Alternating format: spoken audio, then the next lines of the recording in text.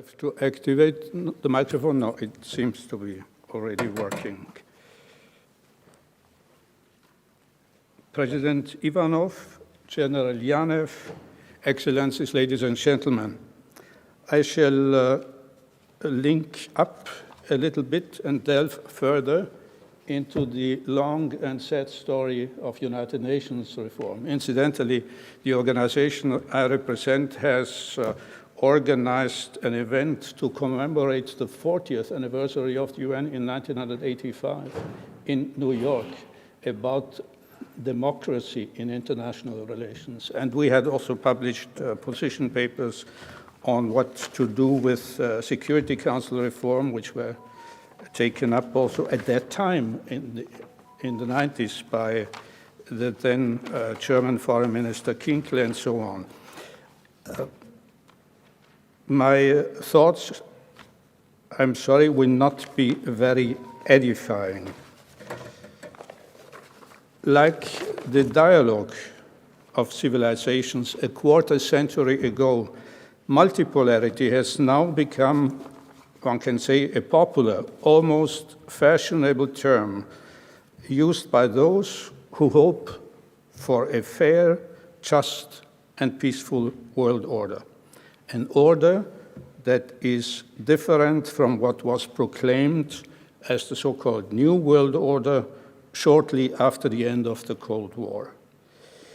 It remains to be seen whether, unlike as in the case of the earlier paradigm, belief in multipolarity will be more than a frail hope in this time of major uncertainty where signs of global disorder, even anarchy, I would say, abound. It appears evident that credible and sustainable multilateral strategies and policies can only be conceived of and developed in a genuine multipolar power constellation. That means under conditions of a balance of power which will make any unilateral action much more costly than it has been, for instance, under recent conditions of effective unipolarity in the years after the end of the Cold War. In order to better understand the role of the United Nations in the current historical phase, which many describe as a phase of transition, a brief look at the origin of the organization appears to be in place.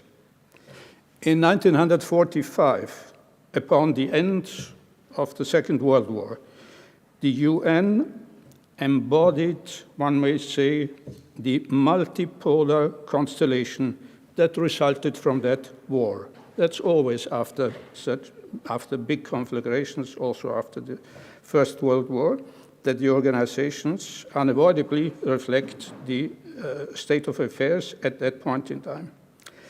This was what I would call an exclusive, not inclusive, exclusive form of multipolarity, because the majority of humankind was not represented in the decision-making of the organization. According to the intentions of the founders, only 5 states were given the power to steer the United Nations' coercive actions in matters of international peace and security. Those countries, all but France being sponsors, that means drafters of the Charter, those countries had granted themselves the privilege to veto any resolution of the Security Council except on procedural matters. That means except where it doesn't really matter. As so-called permanent members vested with this authority, they were and still are today able to act as if they were beyond reproach. They enjoy de facto impunity as regards any international use of force in violation of the Charter's explicit prohibition of the threat and use of force. Those countries also can safely ignore the principles laid out in the more recent document of the International Law Commission on responsibility of states for internationally wrongful acts, which were taken note of by the UN General Assembly in 2002. Furthermore, and that is a fact that is overlooked by many, if not most, idealistic observers of the UN, the obligation to abstain from voting when a country is party to a dispute does not apply to resolutions of the Security Council concerning international peace and security. This is very clearly, although obliquely, but anyhow very clearly implied in the provisions of Article 27, paragraph 3 of the Charter, in the fine print, so to speak. Thus, one might say, a fundamental principle of justice, namely, nemo iudex in causa sua, no one can be judged in his own cause, does not apply where it counts most, namely in the Council's decisions, as I said, on war and peace. In combination with the veto privilege of the 5 permanent members, this has proven to be a recipe for legal anarchy since the early days of the organization. The facts are obvious for everyone who follows events with open eyes. Russia's attack against Ukraine is only the latest of many such actions by permanent members of the Security Council since 1945, whether they were undertaken under a multipolar, bipolar, or unipolar constellation. The difference probably only lies in the frequency of such acts, insofar as in a unipolar context, the hegemon can act more self-confidently and needs to be less worried about repercussions from its acts of armed intervention, invasion, occupation, annexation, and so on. Evidently, this also applies to allies of a permanent member who enjoy that member's protection via the veto. To cut a long story short, the kind of exclusive, or more precisely maybe exclusivist multipolarity the United Nations represents in the structure and voting procedure of its decision-making body, the Security Council, cannot in any way be a model for the future multipolar order which many are hoping for right now. In the words of Turkish President Recep Tayyip Erdogan, and I quote him with this brief, concise sentence, "The world is bigger than 5." While the UN Charter, in its Article 27, focuses on the authority of the countries that were the most powerful more than 6 decades ago, it effectively excludes all the others in Africa, South and Southeast Asia, Latin America, practically in the entire global South, from adequately sharing in this responsibility. There is indeed a striking disparity between the emerging multipolar constellation on the one hand and the prevailing statutory multipolarity, as I would call it, in the United Nations on the other. As the course of events since the Second World War has amply demonstrated, the multilateral decision-making rules of the UN, commonly referred to under the heading of collective security, cannot serve as a sound foundation for the rules-based order so many are now talking about. The voting provision favoring the 5 permanent members, in short P5, has meant that those who are supposed to be the main enforcers of the law are effectively above or outside of the law, just as the absolute ruler, the emperor or king, was in pre-modern times, when sovereignty was defined as being derived from God.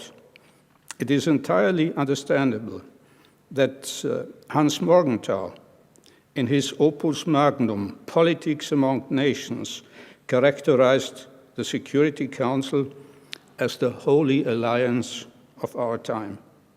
Not surprisingly, the permanent member's privilege was one of the main triggers of armed conflicts during the so-called Cold War, when there was bipolarity. Conflicts such as those in Vietnam or Afghanistan, I mean the one in 1979, to mention just two of the most consequential aggressive interventions of the rival superpowers at the time. And it has continued to be the case in the changed environment post-1990. In view of the geopolitical status quo, we must ask, what constitutes a multipolar order that would really be a genuine alternative to that order embodied in the United Nations? The question is of utmost importance to the peoples in regions that so far were marginalized in the global competition for power and advantage.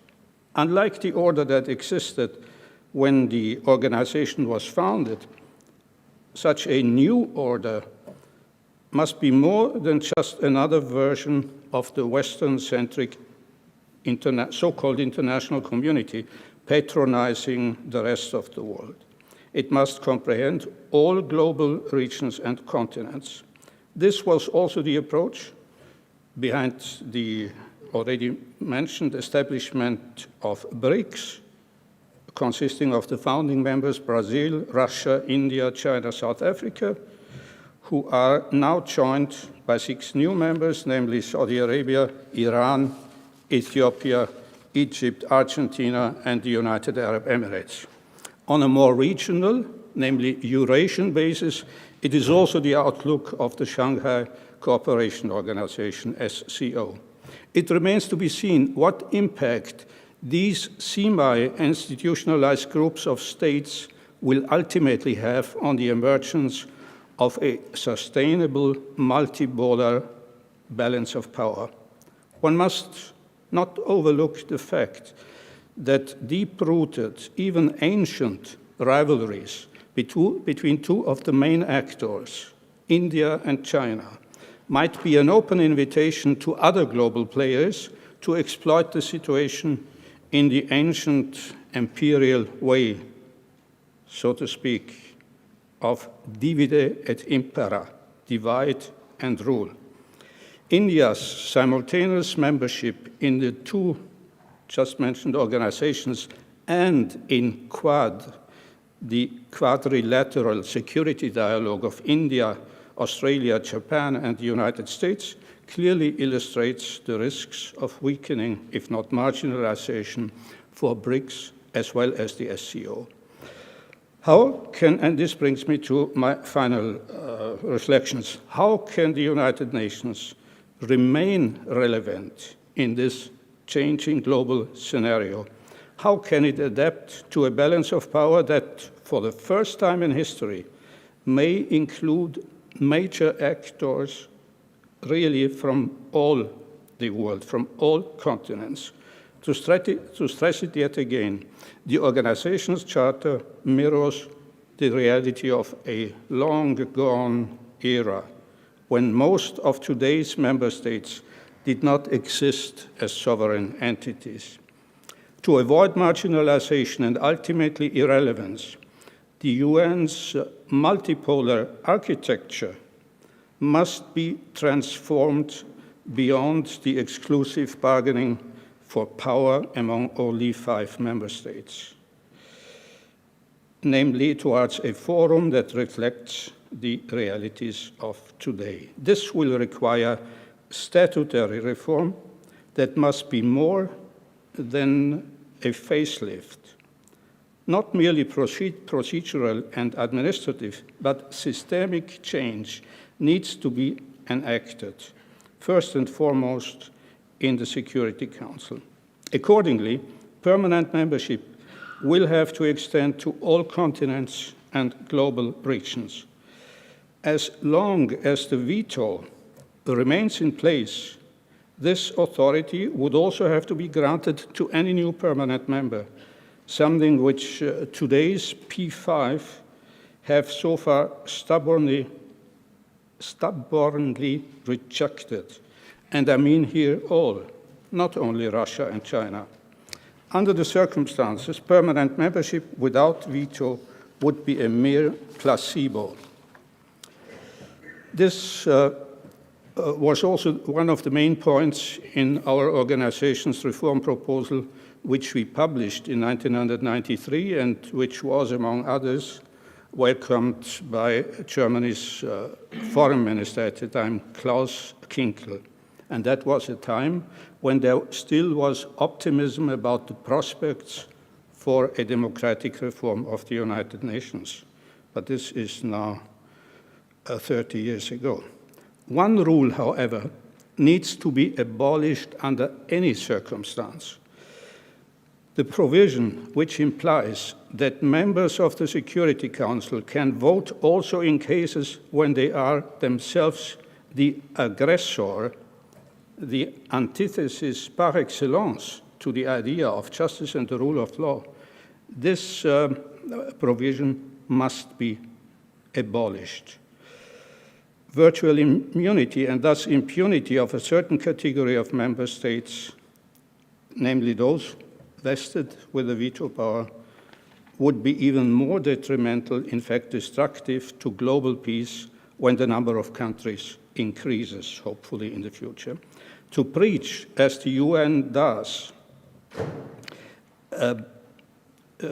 in its preamble, to preach the cause of peace is not credible, unfortunately, when those who have the power to enforce the peace are able or are in a position to use that power in their own interest, and to do so also, and to avoid, because of the statutory rules, to avoid any condemnation or enforcement action of the Council against their own transgressions.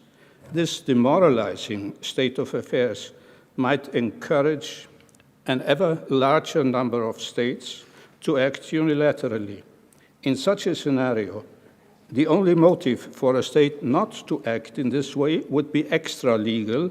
That's what we have seen now in so many cases, namely the fear of reprisals by other states, according to the problematic rationale of mutual deterrence. However, there is one basic obstacle to any measure of reform, whether large or small, structural or procedural. This is also, in most cases, overlooked. And I mean here Article 108 of the United Nations Charter.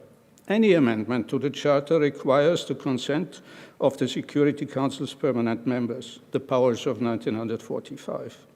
This sobering fact leaves a shadow over the many proclamations and initiatives for reform, whether they are made in good faith or not.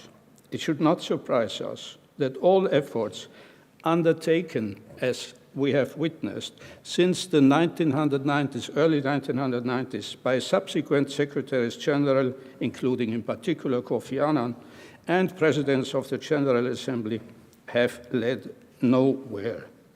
By the way, after having been properly collected and categorized by the permanent representative of Afghanistan to the UN, who was assigned this task, the reform proposals have effectively been shelved in the UN archive. And I'm glad to hear that now there is an initiative to deal again with this issue. So to sum it up on a sober note, claiming to secure peace through granting impunity to a few powerful states, those with the largest military potential, is based on self-contradictory reasoning. If the international community does not face up to this predicament, the multipolar order of the future will forever remain a noble idea, and international legitimacy will continue to be sacrificed on the altar of old-fashioned realpolitik. The kind of approach the victorious powers of the Vienna Congress of 1815 claimed to have overcome. As we know now, they never honestly tried, just as their successors after the world wars of the 20th century. Thus, the $64,000 question still waits to be answered, namely, is there any honest and at the same time workable solution beyond power politics? The tenacity, what may be assured, however, is that the tenacity of power can only be ignored at the peril of us all. Idealism, to be credible, needs to be based or needs to be backed up by a dose of realism. Thank you for your attention.